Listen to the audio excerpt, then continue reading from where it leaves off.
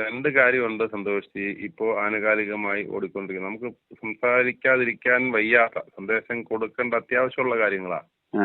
ഒന്ന്, അങ്ങ് പലപ്പോഴും എന്നോട് പറഞ്ഞിട്ടുണ്ട്, നമ്മുടെ സെക്കൻഡ് ബ്രെയിനാണ് ആമാശയം. അതെ.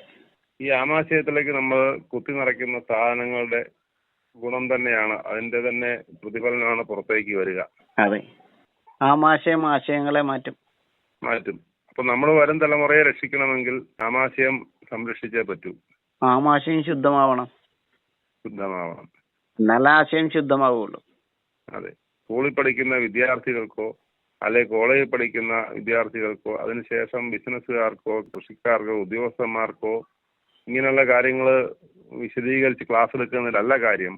വരുന്ന തലമുറയുടെ ആമാശയം ശുദ്ധീകരിക്കുകയാണ് ആവശ്യം. അല്ലെങ്കിൽ ഈ MDMA പോലെയുള്ള സംഭവങ്ങളും അച്ഛനെന്നോ അമ്മയെന്നോ തിരിച്ചറിയാൻ വയ്യാതെ മൃഗീയത പോലും ഇല്ലാത്ത അവസ്ഥയിലേക്ക്, മൃഗീയതയ്ക്ക് കൃത്യമായ അജണ്ടയുണ്ട്, അതിന് പ്രകൃതിപരമായ കൃത്യമായ എല്ലാ സവിശേഷതകളും. ഒരു മൃഗവും മറ്റൊരു മൃഗത്തിന്റെ മേൽ ഒരു കാര്യത്തിനും അനാശാസ്യത്തിന് പോവാറില്ല.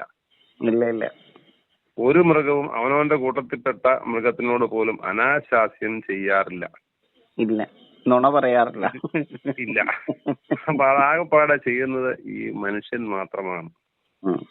അത് അവന്റെ ആമാശയത്തിന്റെ കുഴപ്പം കൊണ്ടാണെന്നുള്ള കാര്യം തർക്കമില്ല, അല്ലേ? തീർച്ചയായിട്ടും. അപ്പൊ എന്താണ് അതിന്റെ വിശേഷണം, എന്താണ് അതിന്റെ കാരണങ്ങൾ? അത് എനിക്കിത് ഇങ്ങനെ പറയാനല്ലാതെ അറിയില്ല. അങ്ങേക്ക് അത് കൃത്യമായി ഒരു സന്ദേശ രൂപേണ ഒരു ഹ്രസ്വമായി ഒന്ന് വർണ്ണിക്കാൻ പറ്റും? ഇല്ല, ഒരൊറ്റ വിഷയമുള്ളൂ ഇതിനകത്ത്. നമ്മുടെ ആമാശയം അത് നല്ലതല്ലെങ്കിൽ ചോറ് കുലച്ചോറാകും, തലച്ചോറ് മോശമാകും. തലച്ചോറിനെ മോശമാക്കാനായിട്ട് നമ്മള് ചോറിന്റെ കൂടെ കഴിക്കുന്ന ആ ഭക്ഷണം ഉണ്ടല്ലോ, ശവാഹാരം, ആ ശവാഹാരം നമ്മുടെ തലച്ചോറിനെ കൊലച്ചോറാക്കും. ഇപ്പൊ വേണ്ടാത്ത ചിന്തകളുടെ കൂടായിട്ട് തല നിൽക്കും. നമ്മൾ ചുമന്നുകൊണ്ട് നടക്കും വേണ്ടാത്ത ചിന്തകള്, ആസുരികമായിട്ടുള്ള പ്രവണതകള്, അജ്ഞത. ഇതാണ് നമ്മുടെ തലയ്ക്കകത്തിരിക്കുന്ന ബ്രഹ്മകപാലത്തിനകത്തിരിക്കുന്നത്. ബ്രഹ്മശക്തിയല്ല. ചെകുത്താന്റെ കൂടായിട്ട് തലച്ചോറിനെ മാറ്റുകയാണ് നമ്മളുടെ ആചാര്യന്മാരും മതപുരോഹിതന്മാരും ചെയ്തുകൊണ്ടിരിക്കുന്നത്. ഇവിടുത്തെ രാഷ്ട്രീയക്കാരും ചെയ്തുകൊണ്ടിരിക്കുന്നത് ജനങ്ങളിലേക്ക് വിദ്വേഷം കുത്തി നിറച്ചുകൊണ്ടിരിക്കുകയാണ്. ഭരണാധികാരിയുടെ ഭക്ഷണവും ജനങ്ങളുടെ ഭാഷണവും ഒരുപാട് റിലേഷൻ ഉണ്ട്, ഒരുപാട് അടുത്ത ബന്ധമുണ്ട്. ഭരണാധികാരിയുടെ ഭക്ഷണം ശരിയല്ലെങ്കിൽ ജനങ്ങളുടെ ഭാഷണം മാറും, ജനങ്ങളുടെ ആശയം മാറും. ഒരു രാജ്യത്തിന്റെ ഔദ്യോഗിക ഭക്ഷണം ആ രാജ്യത്തിന്റെ സംസ്കാരത്തെ മാറ്റുക. ലോകത്തെ എങ്ങനെയും നശിപ്പിച്ചുകൊണ്ട്, ജൈവായുധങ്ങളെ നിർമ്മിച്ചുകൊണ്ട്, ലോകത്തെ എങ്ങനെ നശിപ്പിച്ച് മരണം വിതച്ചുകൊണ്ട് എങ്ങനെ സമ്പന്നമാകാമെന്ന് ചിന്തിക്കുന്ന രാജ്യത്തിന്റെ ഭക്ഷണ സംസ്കാരം എന്തായിരിക്കും? വെജിറ്റേറിയനിസം ആയിരിക്കുമോ? ആയിരിക്കില്ല. അപ്പൊ ഈ കോവിഡ് പോലും ഒരു രാജ്യത്തിന്റെ സൃഷ്ടിയാണ്. ആ രാജ്യത്തിന്റെ ഔദ്യോഗിക ഭക്ഷണം എന്താണ്? അപ്പൊ നമ്മുടെ ഇപ്പൊ നമ്മൾ പറഞ്ഞു നിർത്തിയ നമ്മുടെ നിർമ്മലാനന്ദഗിരി മഹാരാജ് സ്വാമിജി പറഞ്ഞതുപോലെ നമ്മുടെ ചൈനീസ് ഭക്ഷണം, അത് നമ്മുടെ ചൈനീസ് ഭാഷണത്തിലേക്കും ആ ചൈനീസ് ഭാഷണം ചേന പോലെ ചൊറിയുന്ന ചൈനീസ് സംസ്കാരത്തിലേക്ക് നമ്മളെ കൊണ്ടെത്തിക്കും. ഉറപ്പായിട്ടുള്ള കാര്യമാണ്. അപ്പൊ മാന്താനും ചൊറിയാനും തുടങ്ങും.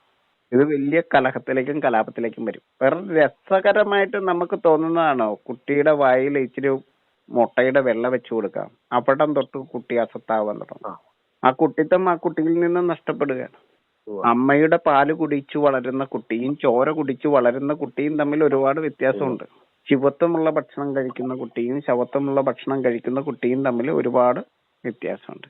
പക്ഷെ നമുക്ക് ഇന്ന് സ്വാതന്ത്ര്യമില്ല. എന്തിന്? ഭക്ഷണത്തിന്റെ കാര്യത്തിൽ അഭിപ്രായം പറയാനുള്ള സ്വാതന്ത്ര്യമില്ല. എന്തും കഴിക്കാമെന്നാ പറയുന്നത്. അച്ഛനും അമ്മേനെയും തല്ലിക്കൊന്ന് വിശക്കുന്നുണ്ടെങ്കിൽ കഴിക്കാം. അതിന് ഈ പറയുന്ന ഭക്ഷണ സ്വാതന്ത്ര്യത്തിന് വേണ്ടി ആണ് നമ്മളുടെ ആളുകൾ നിൽക്കുന്നത്. ഇതിന്റെ ഏറ്റവും ഭീതിപ്പെടുത്തുന്ന ഒരു കാര്യം ഞാൻ പറയാം.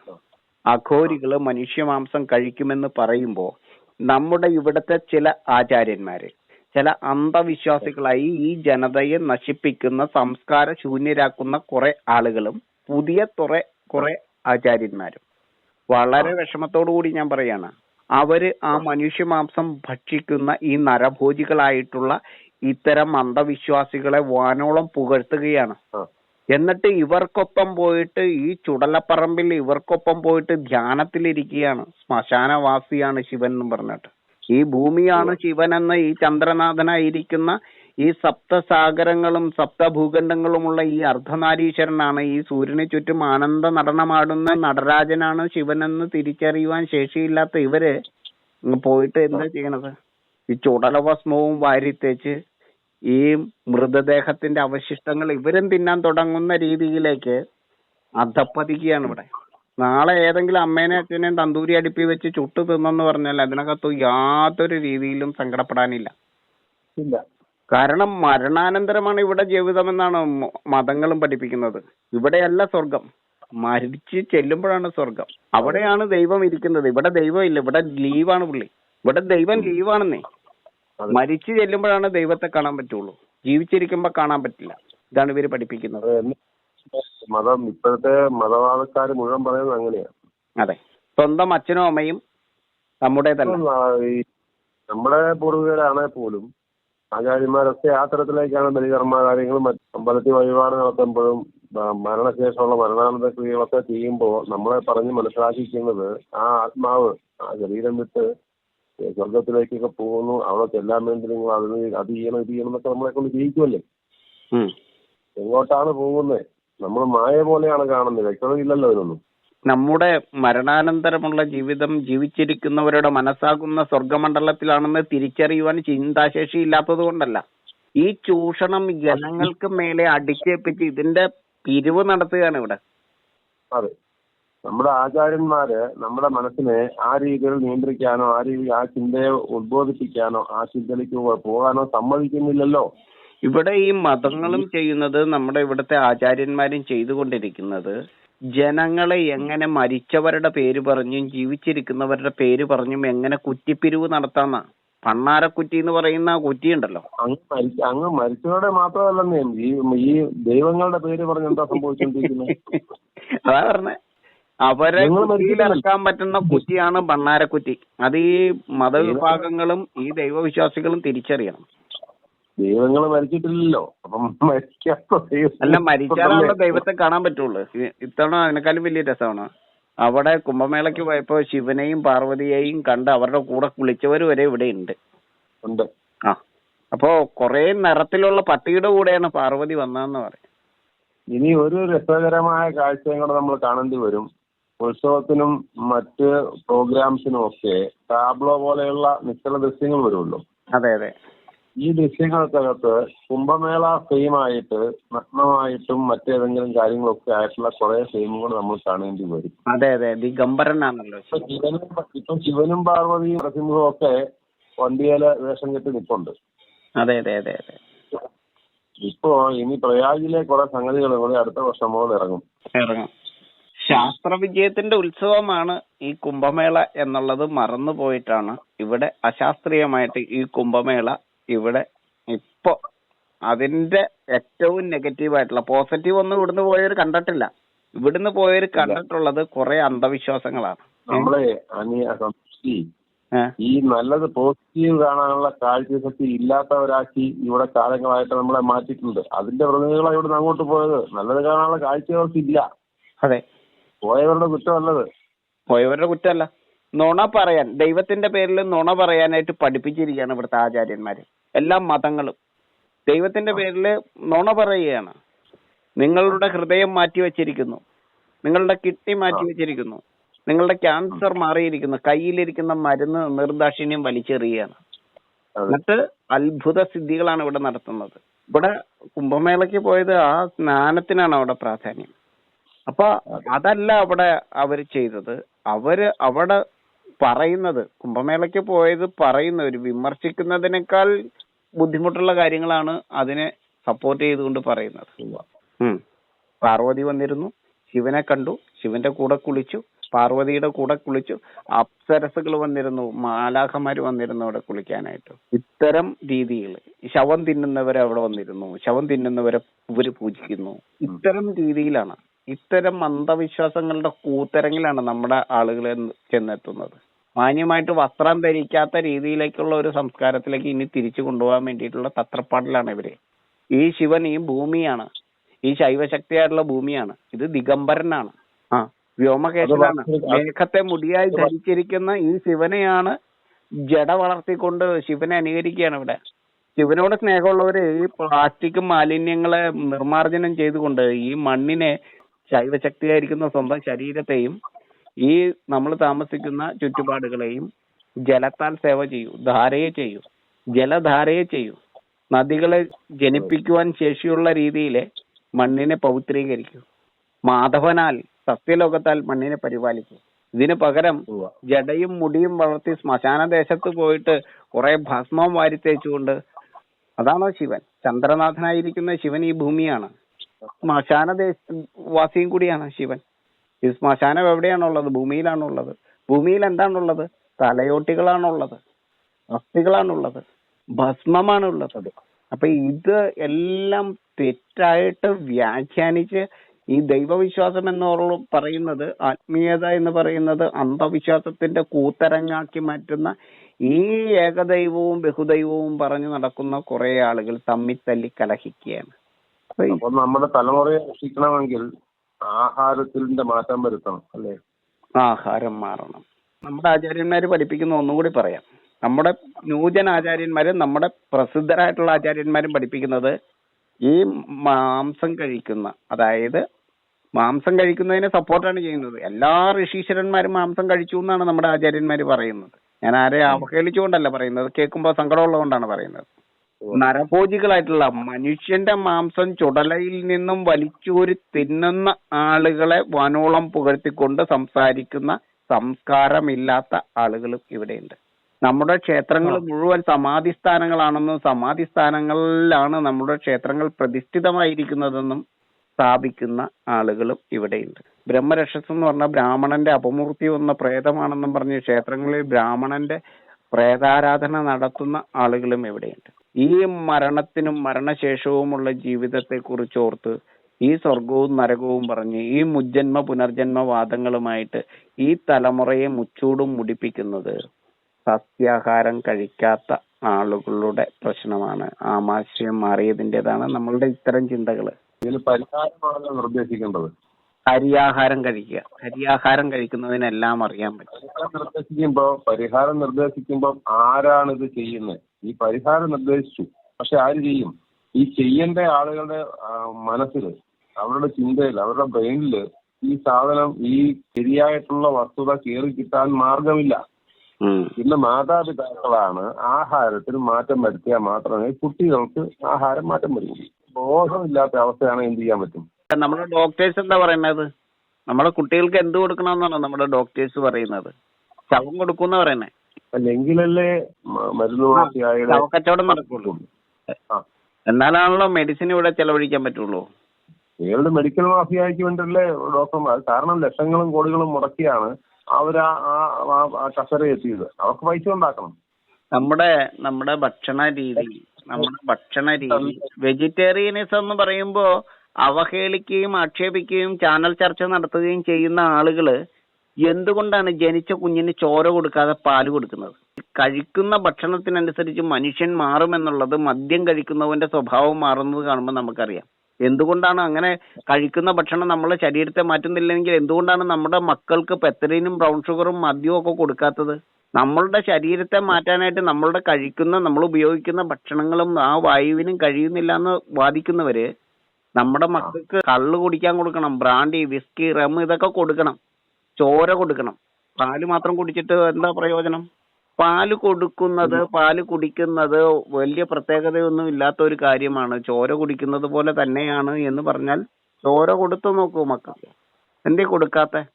അതെ, അമ്മമാരുടെ മാതൃത്വത്തിന്റെ ആ പാലല്ല കൊടുക്കുന്നത്. അതിന് പകരം ചോരയാണെങ്കിൽ അവരുടെ സ്വഭാവം എങ്ങനെ മാറും? എന്തുകൊണ്ടാണ് നവജാത ശിശുക്കൾക്ക് നമ്മൾ ഭക്ഷണം നോണൊന്നും കൊടുക്കാത്തത്? ആ നോൺ കൊടുക്കാതിരിക്കുന്ന കാലത്ത് മാത്രമാണ് ആ ദൈവികത ആ കുട്ടികളിലുള്ളൂ. അത് കഴിഞ്ഞ് അത് പിശൊക്കെ ചെയ്ത് പിശാചാവുകയാണ്. അതെ, അപ്പൊ നമ്മൾ ഇതിന് പരിഹാരമാണല്ലോ സന്തോഷി ആവശ്യം. ഈ പരിഹാരം നിർദ്ദേശിക്കാൻ എളുപ്പമാണ്, പരിഹാരം ഇതിന്റെ പരിഹാരം ഒന്നുള്ളൂ. നമ്മളുടെ ശരീരം നിർമ്മിക്കേണ്ടത് ചോരയും ശവവും കൊണ്ടാണെങ്കിൽ നമ്മളുടെ സംസ്കാരം അതേ രീതിയിലാകും. ശവം എങ്ങനെ മാറുവോ അതേ രീതിയിലായിരിക്കും. ശിവത്വമുള്ള ഭക്ഷണങ്ങളിലേക്ക് തിരിയാതെ ഈ പ്രപഞ്ചത്തിൽ യാതൊരു വ്യത്യാസം ഉണ്ടാവില്ല. നമ്മളുടെ ഭക്ഷണം വെജിറ്റേറിയനിസത്തിലേക്ക് വരാതെ നമ്മൾ മാറില്ല. അത് അങ്ങോട്ട് ഞാൻ ചോദിക്കുന്നത്, അത് തിരിയണമെങ്കിൽ ഇന്നൊരു തിരിച്ചറിവില്ലാത്ത ലോകത്താണ് മുഴുവൻ ജനതയും നിൽക്കുന്നത്. നമ്മുടെ ആചാര്യന്മാരടക്കം ഈ ഒരു കാരണവശാലും നന്നാവരുതെന്ന് ചിന്തിക്കുന്ന കൂട്ടത്തിൽ പെട്ടവരാണെന്ന് വിശ്വസിക്കേണ്ടി വരുന്നു. അപ്പോ ഇതിന് പരിഹാരം എവിടെ തുടങ്ങും? ആരെ കൊണ്ട് തുടങ്ങാം? പരിഹാരം തുടങ്ങാൻ ആര് എന്നുള്ളത് അങ്ങ് ചോദിക്കുന്ന പോലെ തന്നെ എനിക്കും വലിയ സങ്കടകരമായിട്ടുള്ള ഒരു വസ്തുതയാണ്. അന്ധവിശ്വാസത്തിന്റെ മാറാപ്പും ചുമന്നുകൊണ്ടാണ് നമ്മുടെ മക്കൾ ജനിക്കുന്നത്, മക്കൾ വിവാഹം കഴിക്കുന്നതും അങ്ങനെ തന്നെയാണ്. അപ്പോൾ നമ്മള് പണ്ട് ആദ്യരാത്രിയിൽ പാലാണ് കുടിച്ചിരുന്നതെങ്കിൽ ഇപ്പോ അതല്ല കുടിക്കുന്നത്, അതല്ല കഴിക്കുന്നത്. കല്യാണത്തിന് സാത്വിക ഭക്ഷണമാണ് കഴിച്ചിരുന്നതെങ്കിൽ ഇന്ന് കല്യാണത്തിന് അതല്ല കഴിക്കുന്നത്. ശവം തിന്നുകൊണ്ടാണ്. 2 ദിവസം മുന്നേ മുതലേ മറ്റു കാര്യങ്ങൾ തുടങ്ങും. മദ്യം കഴിച്ചുകൊണ്ട്, ലഹരി ഉപയോഗിച്ചുകൊണ്ട്, ശവം കഴിച്ചുകൊണ്ടാണ് നമ്മുടെ മക്കൾ ജീവിതം ആരംഭിക്കുന്നത്.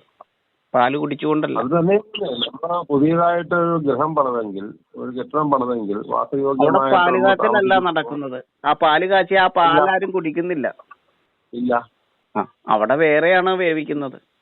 അല്ല, അന്ന് മുതല് നമ്മുടെ വീട് എന്ന് പറയുന്നത് ശവപ്പറമ്പിനേക്കാൾ കഷ്ടമാണ്. ശവപ്പറമ്പിൽ മാത്രമേ ഉള്ളൂ. ഇപ്പൊ ശവം എന്നും അടക്കം ചെയ്യുന്ന സെപ്റ്റി ടാങ്കുകളാണ് അവിടെ.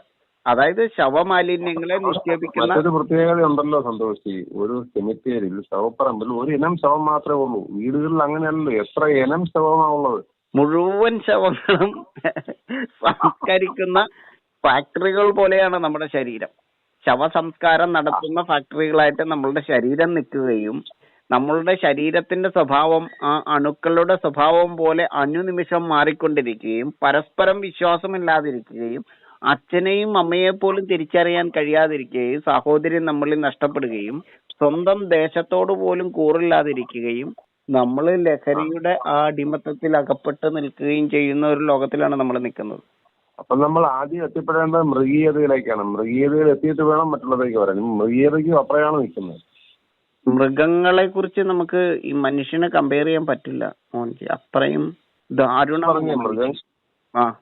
അങ്ങ് പറഞ്ഞ പോലെ തന്നെ വളരെ ദാരുണമാണ് അവസ്ഥ. ആദ്യം മൃഗങ്ങളുടെ അവസ്ഥയിലേക്ക് പോലും മനുഷ്യൻ ഇനി എത്തണമെങ്കിൽ എത്ര നാൾ കഴിയുമെന്ന് മോഹൻജി ഒന്ന് ആലോചിച്ച് നോക്കിയാൽ. അപ്പൊ അത് എവിടെ തുടങ്ങും?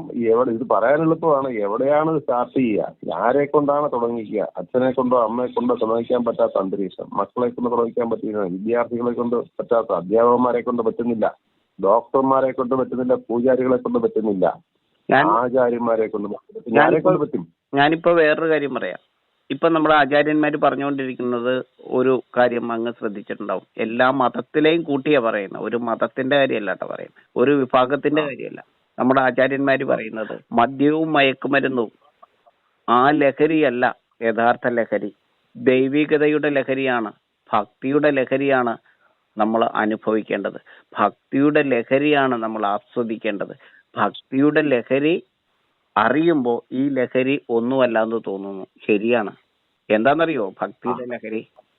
അതിഭൗതികതയുടെ ലഹരിയാണ് ഈ മദ്യവും മയക്കുമരുന്നുമെങ്കിൽ ആധ്യാത്മികതയുടെ ലഹരി ഭ്രാന്താണ്. അച്ഛനെ ബലി കൊടുക്കാനും അമ്മയെ ബലി കൊടുക്കാനും സ്വന്തം മകനെ ബലി കൊടുക്കാനും അയലക്കങ്കാരെ ബലി കൊടുക്കാനും ഭ്രാന്ത് എന്ന് പറയുന്ന അവസ്ഥയിലേക്ക് നമ്മളുടെ തലമുറകളെ എത്തിക്കുവാനും അസത്യം പറയുവാനും അധർമ്മം ചെയ്യുവാനും ആഭിചാര കർമ്മങ്ങൾ ചെയ്യുവാനും ബ്ലാക്ക് മാജിക് ചെയ്യുവാനും പ്രേരിപ്പിക്കുന്ന ആ ഭ്രാന്ത് ഈ കഞ്ചാവ് അടിച്ചവന്റെയും പെത്തഡൈൻ അടിച്ചവന്റെയും മദ്യപിച്ചവന്റെയും ഒപ്പം നിൽക്കുന്ന ആ ഭ്രാന്ത് ആധ്യാത്മികതയിൽ നിന്ന് ജനിക്കുന്നതാണ് അല്ലേ? അതെ. അല്ല, ഈ ലഹരി 90% ഇന്ന് സമാജത്തിൽ അറിയുള്ള ലഹരി എന്ന് പറയുന്നത് മദ്യത്തിന്റെ മയക്കുമരുന്നിന്റെ ലഹരിയാണ്.